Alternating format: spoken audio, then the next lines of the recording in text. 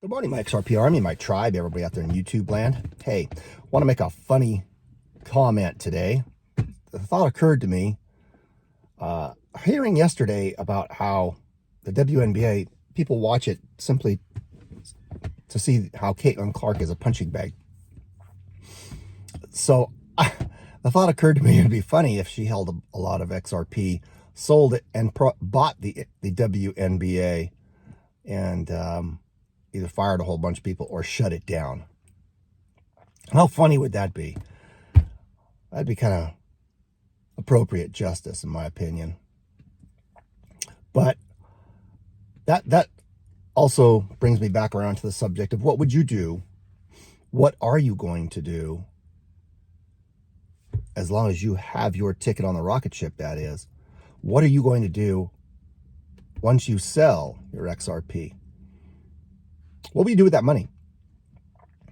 I'm not going to sell all my XRP. I don't see a scenario where I sell all of it in my lifetime. And I will probably lock it up in a trust so that it can't be sold in the next, when my children take over. That is because I believe firmly that XRP, Ripple, Circle, Stellar Lumens are all going to be part of the next financial system. And that means they will generate vast amounts of wealth for a long time to come. So says I. I am not a financial advisor, and this is not financial advice. However, I do have a plan to take profits, and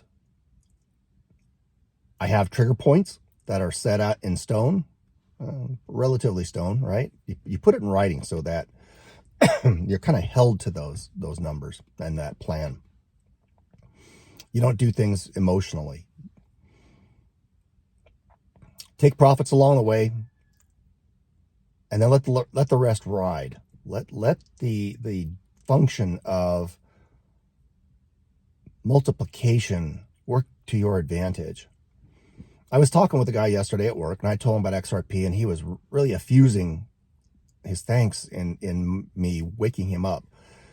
And he was talking about getting a hold of his finances, and in particular, he owns some crypto and some ether and some Bitcoin. Not a lot, but he owns some. But he was talking about getting control of his credit cards situation and how he'd been handling it wrong, and that he decided, because of my conversation with him, to get a hold of that and pay it off. So he sold some ether and Bitcoin. I kind of cringed a little bit, but he doesn't own any XRP. He had previously owned ether and Bitcoin and was selling some of it to pay off his credit card debt, or he sold all of it. He didn't really say that he sold all of it. He said, I sold Bitcoin and ether and paid off my credit card to get that under control. Freeing that up, I will encourage him to take those credit card payments that are no longer there and put that into XRP. He did say that money's kind of tight right now, but that's going to relieve the pressure on him not having to make those credit card payments, as long as he keeps that under control and does not go back into the spiraling habit of the death spiral of credit card and debt, which will then get its tentacles back into him. But yay, Charles, you're in the process of changing your relationship with your finances from one of slave to slave owner, making your money your slave, and you're making it work for you. The reason I cringed a little bit about ether and Bitcoin right now is because we are in a bull cycle, and you may be able to outperform the interest rate, 21%, 26%, whatever your interest rate is, 19% on your credit cards. You may be able to outperform that by holding those assets. I'm not going to say he's wrong. It's not wrong to pay off debt. There are instances where debt works for you. But at the interest rates we have now, it's a good thing to get out of debt. I'll leave it at that. Anyways, that hit me.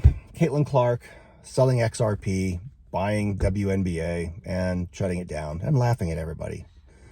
Anyway, I hope you have a plan. If you don't have a plan, get a plan. Get a plan together. Put it in writing. Sit down and write it out so that you're held to it. Know your plan. Trust your plan. Trust your exit plan. My exit plan on XRP is to sell parts in order to fund retirement, recoup initial investment, but also to invest, to diversify. I don't see XRP ever being a negative thing. Going to zero, I just don't see it. The current financial system is just too screwed and too far down the road of ruin to ever come back. The math just doesn't support it. We'll talk about the trigger, the Trimmel. Is it Trimmel? Trimmel? Some dude in 1956 who warned Congress about being the reserve currency, the only reserve currency, and how that will cause inflation. We'll talk about that more. Putting together some notes on that, and we'll talk about it. His prediction is coming true. He was a math professor and talked about the inevitability of inflation in the U.S. economy because we are the world's reserve currency. God bless you all. Take care. Have a great day. And